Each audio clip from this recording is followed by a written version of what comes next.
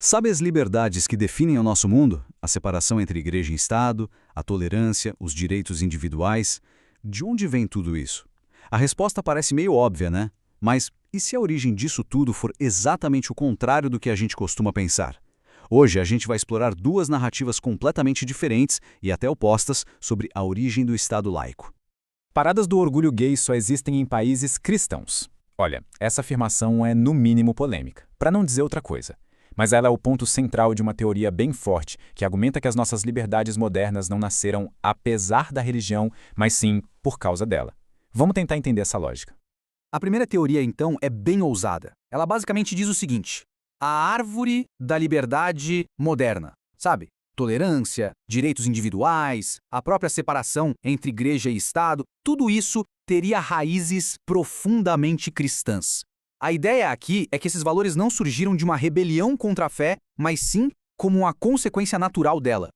Ok, mas como é que se chega nessa conclusão? A lógica é tipo uma corrente de 3 elos, bem simples. Primeiro, a base da civilização ocidental é judaico-cristã. Ponto. Segundo, essa base teria introduzido uma ideia revolucionária, a da dignidade inerente de cada pessoa.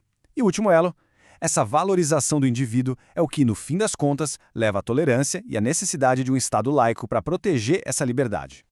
Tá, mas isso não é só teoria, só papo.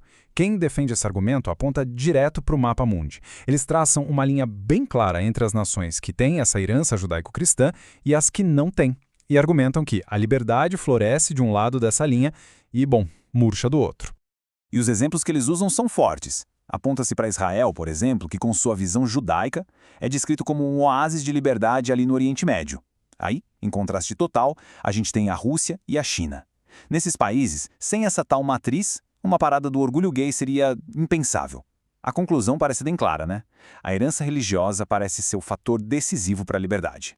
E a conclusão dessa linha de pensamento é radical. O cristianismo não seria apenas uma visão tolerante, mas sim a visão de mundo mais tolerante que existe. Tão tolerante, segundo eles, que permite que dentro de si mesma floresçam ideias que a criticam abertamente. Seria a base mais sólida para a liberdade. Mas será que essa é a história completa? E se essa narrativa toda estiver, na verdade, de cabeça para baixo? Agora a gente vai virar a moeda e explorar um contra-argumento que não só discorda, mas que acusa essa primeira tese de ser historicamente falsa. Pois é, agora entra em cena uma outra análise, com uma acusação bem séria. A de que a primeira teoria é uma simplificação ideológica, que simplesmente ignora os fatos. A verdadeira origem da liberdade moderna, segundo essa visão, não teria nada a ver com uma herança religiosa. Pelo contrário, teria a ver com uma luta contra ela.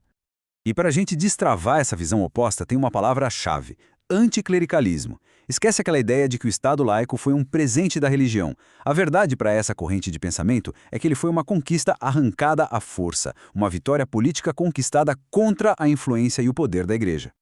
Esse contra-argumento traça uma verdadeira linhagem de rebeldia intelectual. Começa lá atrás, com as sementinhas da consciência individual na Grécia e em Roma. Floresce com o Iluminismo, quando filósofos como Voltaire defenderam a razão acima do dogma, e explode na Revolução Francesa, que foi uma luta explícita para quebrar o controle da igreja sobre o Estado.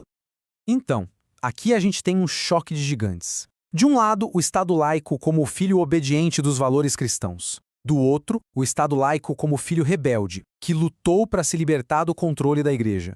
Até a figura do Martinho Lutero vira um campo de batalha. Para uns, um herói da liberdade. Para outros, só um reformador religioso que jamais sonhou com um Estado laico como o nosso.